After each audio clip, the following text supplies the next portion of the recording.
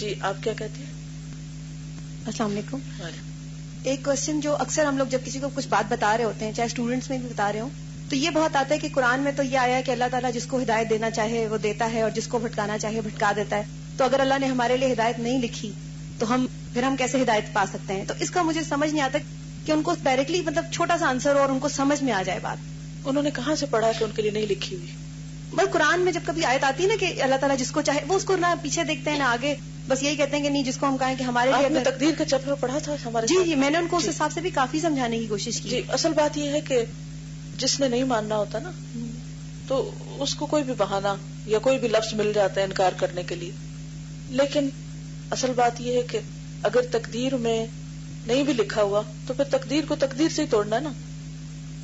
یعنی کہ آپ اپنی تقدیر میں اس بات کو سیکھنا اور سمجھنا کر لیں, تو انشاءاللہ اگر آج وہاں ہے تو اللہ ہی تقدیر لکھتا اور مٹاتا ہے. تو اگر آپ کی تڑپ ہوگی تو اللہ تعالیٰ آپ کو اس کیٹیگری سے اٹھا کے اس میں ڈال دے گا, اس کے لیے کیا مشکل ہے. لیکن ہمارا تو فرض ہے نا کہ ہم سنیں اور سمجھیں, کیونکہ سورۃ اس میں آتا ہے نا الملک میں, قیامت کے دن لوگ کہیں گے لو کننا نسمع او نعقل ما کننا فی اصحاب السعیر, کاش ہم سنتے یا سمجھتے تو آج ہم دوزخ والوں میں شامل نہ ہوتے. چلیے چیپٹر مکمل کر لیتے, پھر اگر کچھ وقت ہوا تو مزید بات کریں. امام اوزاعی حضرت حسان بن عطیہ سے روایت کرتے ہیں کہ حضرت صلی اللہ علیہ وسلم نے فرمایا, میری امت کے اشرار اخیار کے مقابلے میں ابھریں گے. اخیار یعنی اچھے لوگ خیر سے, اور اشرار شر سے, اور ایسے ابھریں گے کہ ایمان والے لوگ اس طرح چھپا کریں گے جس طرح آج منافق ہم سے چھپتے ہیں.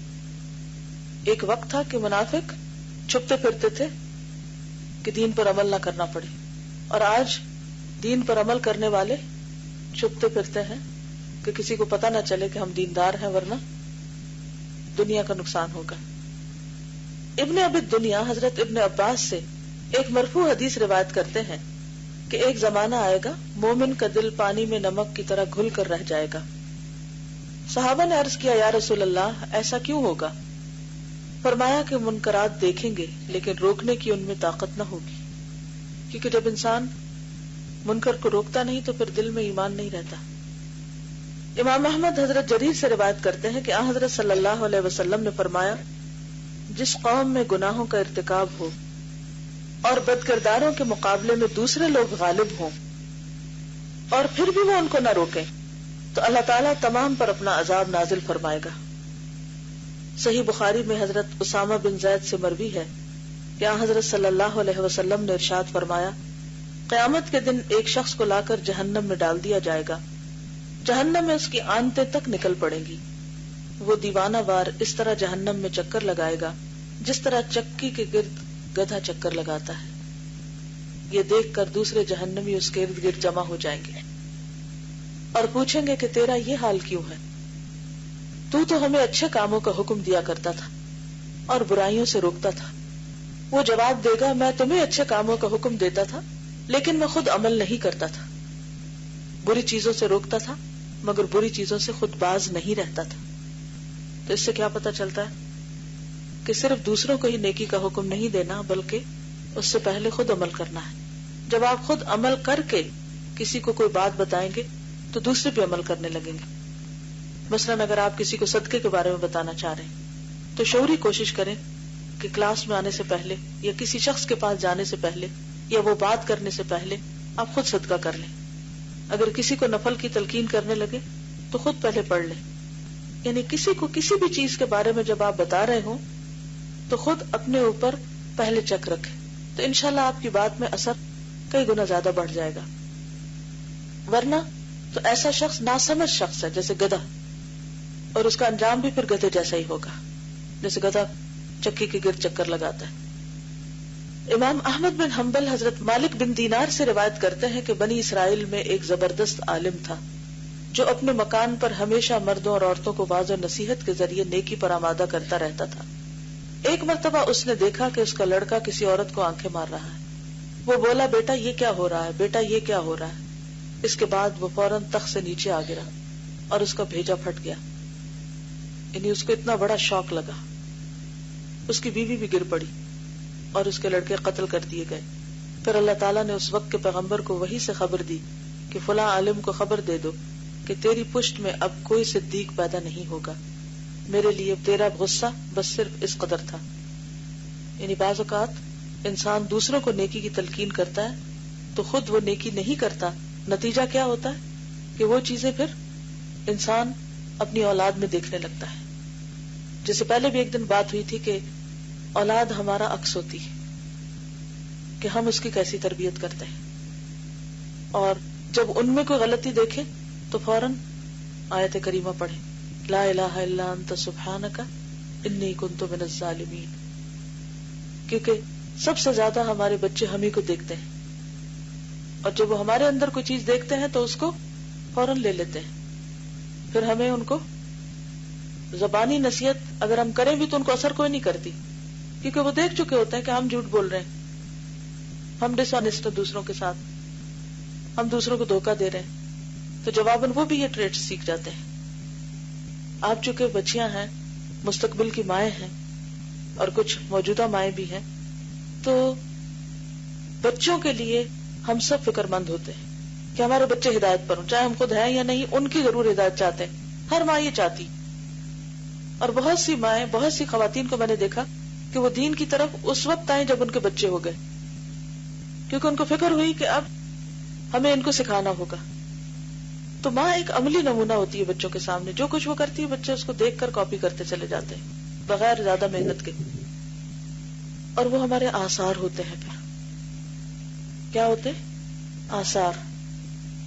ان پر ہمارا اثر ہوتا ہے اور وہ ہمارے آثار بن جاتے ہیں. اس لیے اس بات سے اور بھی زیادہ ڈرنا چاہیے کہ اگر ہم کچھ غلط کریں گے تو وہ ہم صرف خود نہیں کر رہے، وہ جو آس پاس دیکھ رہے ہیں نا معصوم، وہ بھی شروع ہو جائیں گے، اور ان کے ذمہ دار بھی ہم ہوں گے پھر. اس لیے اپنی اور نسلوں اور اپنی اولاد کی خاطر، اب وہ جو حضرت عمر رضی اللہ تعالیٰ عنہ نے جس بچی سے اپنے بیٹے کی شادی کی بات کی تھی، جو اپنی ماں کو منع کر رہی تھی کہ دودھ میں پانی نہ ملاؤ، اسی کی نسل سے حضرت عمر بن عبدالعزیز پیدا ہوئے تھے. تو بعض اوقات انسان کی نیکی نسلوں تک جاتی ہے، اور بعض اوقات انسان کی برائی کا اثر بھی نسلوں تک جاتا ہے. اور یہ ایک اور حدیث سے بھی ہمیں پتہ چلتا ہے کہ ایک شخص نے نبی صلی اللہ علیہ وسلم کے ساتھ بدتمیزی کی، تو اس وقت آپ نے اس شخص کے بارے میں کہا کہ اس کی نسل سے ایسے لوگ پیدا ہوں گے کہ قرآن ان کے حلق سے نیچے نہیں اترے گا، اور وہ دین سے اس طرح نکل جائیں گے جیسے تیر کمان سے نکل جاتا ہے. اصل بات یہ ہے کہ ہمیں اس بات کا یقین نہیں کہ گناہ کا نقصان ہوتا ہے، یہ یقین نہیں ہے. اگر ہمیں یہ یقین ہو جائے نا تو ہم کھلے چھپے ہر جگہ گناہ سے بچیں، ہر جگہ بچیں. اب دیکھیے کہ مثال کے طور پر یہ کاغذ ہے اس وقت میرے ہاتھ میں، اگر میں اس کو دائیں طرف پھینکوں گی تو یہ دائیں طرف جائے گا، اور اگر اس کو میں بائیں طرف پھینکوں گی تو بائیں طرف جائے گا. اسی طرح اگر ہم کوئی نیکی کریں گے تو وہ نیکی دائیں طرف لکھی جائے گی اور وہ نیکی میں شمار ہوگی، اور اگر ہم برائی کریں گے تو وہ لازماً بائیں طرف لکھی جائے گی. یہ کیسے ہو سکتا ہے کہ ہم غلط کام کریں، غلط بات کریں اور وہ ہمارے حسنات میں لکھی جائے؟ اور یہ بھی نہیں ہو سکتا کہ وہ کہیں معلق رہے. ہاں کچھ دیر معلق رہتی کہ بندہ توبہ کر لے، اور اگر انسان توبہ نہ کرے تو وہ اپنی جگہ جا پہنچتی. تو اس لیے کچھ بھی کریں تو ضرور سوچیں کہ کہاں لکھا جائے گا. اگر آج کی لڑکیاں اپنی عزت عصمت کی حفاظت نہیں کرتی، اپنے ماں باپ کو دھوکہ دیتی ہیں، یا ماں باپ سے چھپ کر کوئی غلط کام کرتی ہیں، تو وہ یہ نہ سمجھے کہ بس اتنی ہی بات ہے. کہیں ایسا نہ ہو کہ کل جو ہم اپنے ماں باپ کے ساتھ کر رہے ہیں وہ ہماری اولاد ہمارے ساتھ کرے. ہمیں دھوکہ کہاں سے ہوتا ہے؟ دھوکہ یہاں سے ہوتا ہے کہ جب ہم غلطی کرتے ہیں اور اس کا فوراً اثر نہیں نا نظر آتا ہمیں، تو ہم کہتے کچھ نہیں بگڑا، کچھ نہیں بگڑا، کچھ نہیں ہو، بس سب ٹھیک ہے. پھر اور دلیر ہو جاتے اور دلیر ہو جاتے، شیطان پیچھے لگا ہوتا ہے اور پش کرتا ہے، دیکھو کیا ہوا، کچھ بھی نہیں ہوا، سبھی تو کر رہے ہیں، ان کا کیا بگڑا. ہمارے سامنے ایسے لوگوں کی مثالیں لاتا ہے کہ فلاں نے اتنے غلط کام کی پھر بھی بڑا خوشحال ہے دنیا میں. یہ نہیں دیکھتے کہ خوشحالی یہاں تک تھوڑی ہے، اس سے آگے بھی تو کچھ ہونا ہے ابھی، اور آپ تو صرف اس کا ظاہری پہلو دیکھ رہے ہیں. آپ کو کیا پتا دوسری طرف اس کی زندگی میں کیا کیا مسائل ہیں. ایک دفعہ میری بہن نے ایک چھوٹی سی کہانی سنائی تھی کہ ایک خاتون تھی، وہ پریگننٹ ہوئی تو انہوں نے اور ان کے ہسبینڈ نے ڈیسائیڈ کیا کہ وہ کوئی بھی غلط کام نہیں کریں گے. تاکہ جو ان کا آنے والا بچہ ہے اس کے اوپر وہ ہر طرح کے گناہ اور غلط اثرات سے محفوظ رہے. تو انہوں نے حتی الامکان دونوں نے بچنے کی کوشش کی.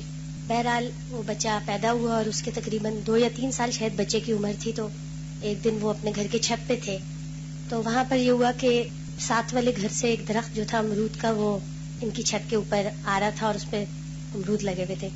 تو بچہ جو تھا اس نے آگے بڑھ کر امرود توڑ لیا.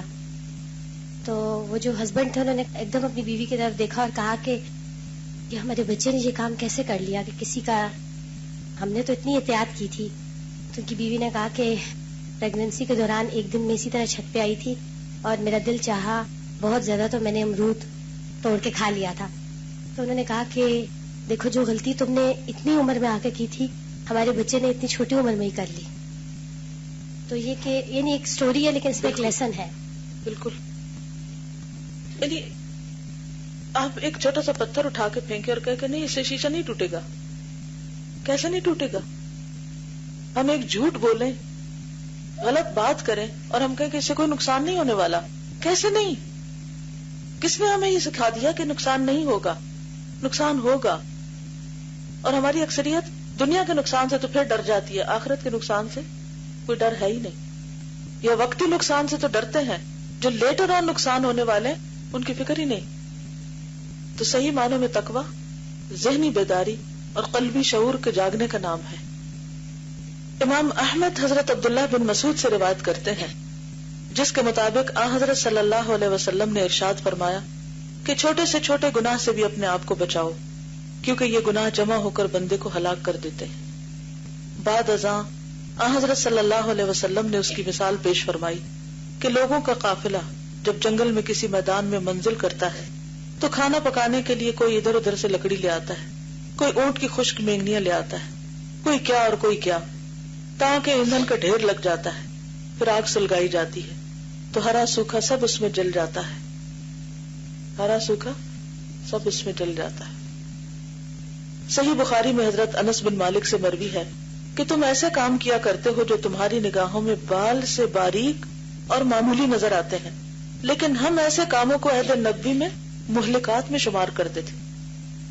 یعنی تم کئی گناہ کرتے اور کہتے تو معمولی بات ہے, صغیرہ سمجھ کر ان کی پرواہ نہیں کرتے, لیکن ہم ان کو نبی صلی اللہ علیہ وسلم کے دور میں ہلاک کرنے والی چیزوں میں شمار کرتے تھے.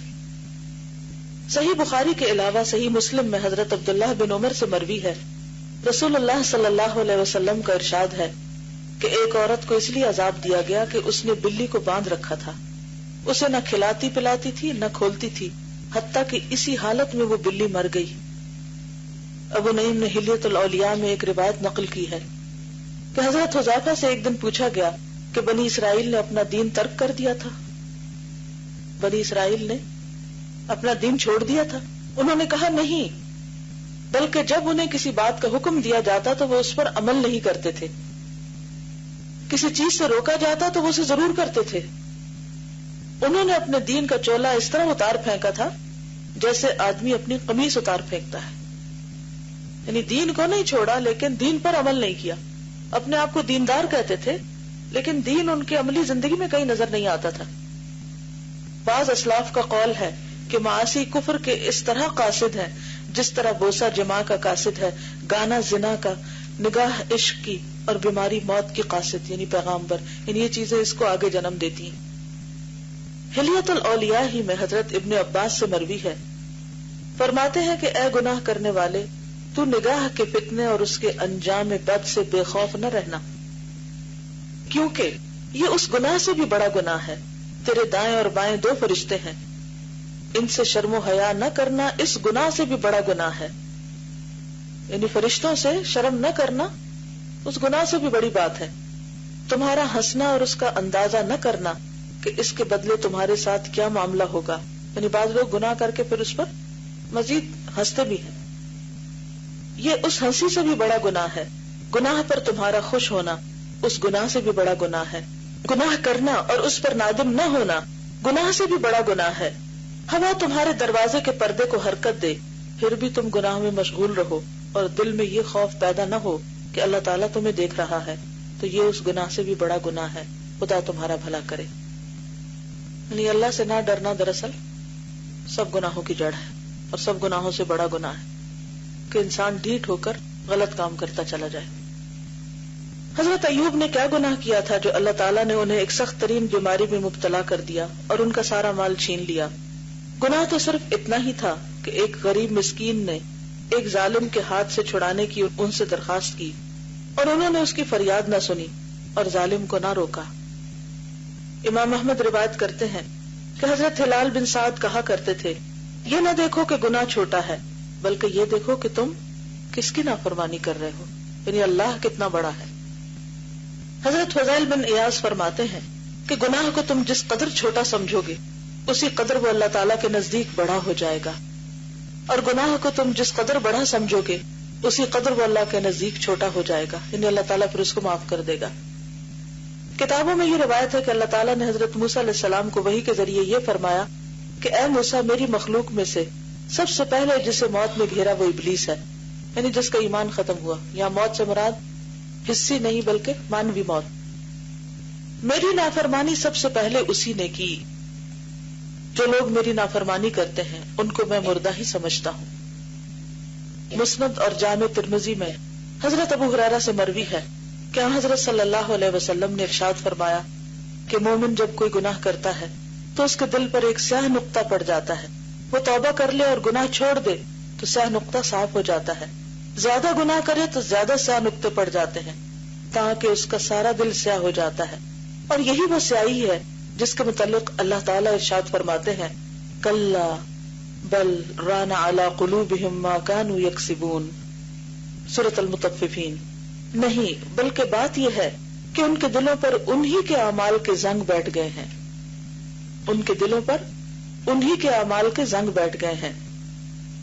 امام ترمذی فرماتے ہیں کہ اوپر بیان کی گئی حدیث صحیح ہے، یعنی سیاہ نقطہ لگنے کی. حضرت حذیفہ فرماتے ہیں بندہ گناہ کرتا ہے تو اس کے دل پر سیاہ نقطہ پڑ جاتا ہے اور گناہ کرتے کرتے اس کا سارا دل گرد آلود بکری کی مانند ہو جاتا ہے، میلا ہو جاتا ہے. امام احمد حضرت عبداللہ بن مسعود سے روایت کرتے ہیں کیا حضرت صلی اللہ علیہ وسلم نے ارشاد فرمایا کہ اے قریش، اس حکومت کے حقدار تم ہی ہو، لیکن اس وقت تک کہ تم اللہ تعالیٰ کی نافرمانی نہ کرو. نافرمانی کرو گے تو وہ تم پر ایسے لوگوں کو مسلط کر دے گا جو تمہیں چھیل ڈالیں گے اور تمہاری کھال اس طرح اتاریں گے جس طرح لکڑی چھیل دی جائے. یہ کہہ کر آپ نے اس لکڑی کی طرف اشارہ فرمایا جو آپ کے ہاتھ میں تھی اور لکڑی کی چھال اتار دی تو سفید چکنی لکڑی اندر سے نکل آئی. امام احمد حضرت وہب سے روایت کرتے ہیں کہ بنی اسرائیل کو اللہ رب العالمین نے فرمایا تھا کہ میری اطاعت اور پیروی کی جائے تو میں خوش ہوتا ہوں، برکت دیتا ہوں اور میری برکت کی کوئی حد نہیں ہوتی، اور جب میری نافرمانی کی جائے تو میرا غضب نازل ہوتا ہے اور میری لعنت نافرمانی کرنے والے کی 7ویں اولاد تک پہنچتی ہے. امام احمد سے مروی ہے کہ حضرت عائشہ صدیقہ نے حضرت معاویہ کو ایک مراسلہ بھیجا، خط بھیجا، جس میں انہوں نے لکھا اما بعد فإن العبد اذا عمل بمعصیۃ اللہ عاد حامدہ من الناس ذاما، ذم سے. اما بعد، جب بندہ اللہ تعالیٰ کی نافرمانی کرتا ہے تو اس کی تعریف کرنے والے بھی اس کی مذمت کرنے لگتے ہیں. تو اس وقت انسان کو سوچنا چاہیے کہ وہ کون سا ایسا گناہ کر رہا ہے جس کا اسے شعور بھی نہیں. اب پچھلی جتنی بھی باتیں پڑھیں اور آگے بھی پڑھیں گے کہ اچھا اگر گناہ کا اثر اتنی دور تک جاتا ہے تو اب جو ہمارے آباء و اجداد نے گناہ کیے پھر اب ہم کیا کریں، اور جو ہم گناہ کر رہے ہیں تب تو پھر کوئی امید کا راستہ ہی نہیں، اب اثر تو ہونا ہی ہے اور ہو جائے گا اور اب ہم تو کچھ بھی نہ کریں. کیا ایسے ہی کرنا حل ہے اس کا؟ کیا کریں گے؟ ربنا اغفر لی ولوالدی وللمؤمنین یوم یقوم الحساب. خوب خوب استغفار کریں اپنے لیے اور اپنے آباء و اجداد کے لیے، کیونکہ اس کا حل استغفار ہی ہے. اور ان الحسنات یذہبن السیئات، جو ہو چکا سو ہو چکا، وہ وقت واپس نہیں آ سکتا، لیکن اللہ مہربان ہے. لہذا ضرورت اس بات کی ہے کہ رو کر سچے دل سے توبہ کریں اور آئندہ ایسی کوئی حرکت نہ کریں، اور اس بات کی دعا کریں کہ یا اللہ جو ہماری غلطیاں ہیں اس کا وبال آگے نہ جائے. ابو نعیم حضرت ابو الدرداء سے روایت کرتے ہیں آدمی کو چاہیے کہ ایمان والوں کی لعنت سے اپنے آپ کو بچائے، کیونکہ وہ نازل ہوتی ہے تو اس کا پتہ بھی نہیں چلتا. اس کے بعد فرمایا کہ جانتے ہو کس طرح؟ پھر فرمایا بندہ جب گناہ کرتا ہے تو اللہ تعالیٰ ایمان والوں کے دلوں میں اس کی جانب سے اس طرح نفرت پیدا کر دیتا ہے کہ اس کی سمجھ میں نہیں آتا کہ سارے لوگ میرے خلاف کیوں ہو گئے، سارے مجھے برا بھلا کیوں کہتے ہیں، کیونکہ وہ سمجھ رہا ہوتا ہے کہ وہ تو بہت اچھا ہے، لیکن پھر بھی لوگ اس کی قدر نہیں کر رہے، پھر بھی اس کو اچھا نہیں سمجھ رہے. تو یہ دراصل ایسے گناہ ہوتے ہیں کہ جن کو کر کے انسان سمجھتا نہیں کہ وہ گناہ کر رہا ہے. عبداللہ بن امام احمد کتاب الزہد میں روایت کرتے ہیں کہ امام محمد بن سیرین کچھ قرض دار ہو گئے اور اس غم میں بہت پریشان رہتے تھے. ایک دن فرمانے لگے اس غم اور پریشانی کا سبب مجھے اچھی طرح معلوم ہے، یہ اس گناہ کا نتیجہ ہے جو آج سے 40 سال بیشتر مجھ سے سرزد ہوا تھا. کیونکہ جو عارف ہوتے ہیں نا، جن کو معرفت اللہ دے دیتا ہے، ان کو اللہ تعالیٰ ان کے گناہ یاد بھی کرا دیتا ہے، بھولے ہوئے گناہ بھی یاد آ جاتے ہیں ان کو، اور پھر وہ اس پر شرمندہ ہوتے ہیں اور روتے ہیں اور معافی مانگتے ہیں. لیکن جن کے دلوں میں اللہ کی پہچان نہیں ہوتی، ان کو اب کا کیا وہ گناہ بھی یاد نہیں رہتا. ٹھیک ہے، نسوا اللہ، وہ اللہ کو بھول گئے، لیکن اللہ نے لکھ لیا ان کا سب کچھ. یہاں ایک باریک نقطہ ہے جس کے سمجھنے میں عموماً لوگوں نے غلطی کی ہے، اور وہ نقطہ یہ ہے کہ گناہ کی تاثیر فوری طور پر نظر نہیں آتی، یعنی گناہ کا اثر نظر نہیں آتا، اور بندہ گناہوں کو بھول کر خیال کرنے لگتا ہے کہ گناہ کا کوئی اثر باقی نہیں رہا. یوں اس کے خیالات اس شعر کے مطابق ہو جاتے ہیں: اذا لم يغبر حائطا في وقوعه فليس له بعد الوقوع غبار. جب دیوار کے گرتے وقت غبار نہ اٹھا تو گر جانے کے بعد کیا غبار اٹھے گا. یعنی گناہ کرنے کے وقت کچھ نہیں ہوا تو بعد میں کیا ہوگا، یہ غلط فہمی ہو جاتی ہے ان کو. اللہ اللہ، اس دقیق نقطے سے بے خبری کے سبب اللہ کی کتنی مخلوق ہلاک و برباد ہو گئی. اللہ کے بندے اس کی بڑی بڑی نعمتوں سے محروم ہو گئے، اور کیسے کیسے عذاب انہوں نے اپنے سروں پہ اٹھا لیے. جہاں بڑے بڑے علماء اور فضلاء دھوکہ کھا گئے، وہاں احمقوں کا تو پوچھنا ہی کیا. یہ فریب خوردہ لوگ جانتے نہیں کہ عرصے کے بعد گناہوں کا پھوڑا پھوٹے بغیر نہیں رہے گا، کہیں نہ کہیں پھوٹ پڑے گا. تلوار اور نیزے کا زخم بھر جاتا ہے، مگر معمولی سی بے اعتدالی اور بد پرہیزی اسے تازہ کر دیتی ہے. امام احمد حضرت ابو الدرداء سے روایت کرتے ہیں کہ اللہ تعالیٰ کی عبادت تم اس طرح کرو گویا تم اللہ کو اپنے سامنے دیکھ رہے ہو اور اپنے آپ کو مردہ سمجھو. یعنی اکثر یہ خیال اپنے دل میں لایا کریں کہ اچھا جب میں مری ہوئی ہوں گی تو چارپائی پہ کیسے پڑی ہوں گی، یا یہ کہ پھر میرا کیا حال ہوگا، اس وقت مجھے کیا چاہیے ہوگا تو میں وہ ابھی جلدی سے کر لوں جو میں اس وقت نہیں کر سکوں گی. نیز یہ سمجھ لو کہ تھوڑا سا جو تمہیں کافی ہو جائے غفلت میں ڈالنے والے کثیر سے بہتر ہے.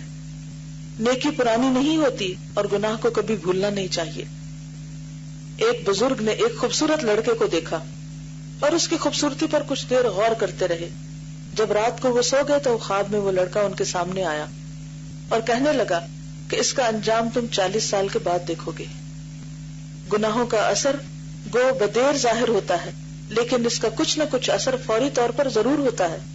چنانچہ حضرت سلیمان تیمی کہتے ہیں کہ انسان رات کو مخفی طور پر گناہ کرتا ہے، لیکن صبح کو وہ اس حالت میں اٹھتا ہے کہ اس کی ذلت اس کے سر پہ سوار ہوتی ہے. پھر ہم لوگوں کو بلیم کرنے لگتے، فلاں بہت برا، اس نے مجھے ہرٹ کر دیا، فلاں ایسا اور ویسا ہے، اس نے میرے ساتھ بڑی زیادتی کی ہے. لیکن ہم بھولے ہوئے ہوتے ہیں کہ کس چیز کا وبال میرے سامنے آیا ہے، یہ ایسا میرے ساتھ ہوا کیوں ہے. حضرت یحییٰ بن معاذ الرازی کہتے ہیں کہ مجھے اس عقل مند پر تعجب ہوتا ہے جو یہ دعا مانگتا ہے: اللہم لا تشمت بی الاعداء، اے اللہ دشمنوں کو مجھ پر نہ ہنسا. لیکن افسوس وہ خود دشمنوں کو اپنے اوپر ہنساتا ہے. کسی نے پوچھا کیوں کر؟ فرمایا اللہ تعالیٰ کی نافرمانی کرتا ہے جس سے قیامت کے دن یقیناً اس کی ہنسی اڑائی جائے گی. سورۃ المطففین میں آتا ہے نا، من الکفار یضحکون علی الارائک ینظرون هل ثوب الکفار ما كانوا یفعلون. حضرت ذنون فرماتے ہیں جو شخص چھپ چھپا کر اللہ تعالیٰ کے ساتھ خیانت کرے گا، اللہ تعالیٰ اس کی مخفی چیز کو ظاہر کر دے گا اور اس کا راز فاش کر دے گا. جو چھپ کے اللہ سے خیانت کرے گا، اللہ اس کی خیانت کو ظاہر کر دے گا. تو انسان بچ نہیں سکتا، بھاگ نہیں سکتا. کل امرئ بما کسبت رہین. کیا مطلب ہے اس کا؟ ہر شخص اپنی کمائی کے بدلے رہن میں ہے، پکڑا ہوا ہے. جی کہا ہوا ہے کہ انسان جب نیکی کرتا ہے تو اسے نیکی کا صلہ مل ہی جاتا ہے. نیکی جب وہ گناہ کرتا ہے تو اس کا مفہوم سمجھا اسے بار بار یاد آتا ہے، اسے بار بار احساس ندامت میں مبتلا کیے رکھتا ہے، اور اگر وہ سچی ندامت کے ساتھ اور پکے دل سے توبہ نہ کرے تو اسے خون کے آنسو آخر وقت تک رلاتا رہتا ہے.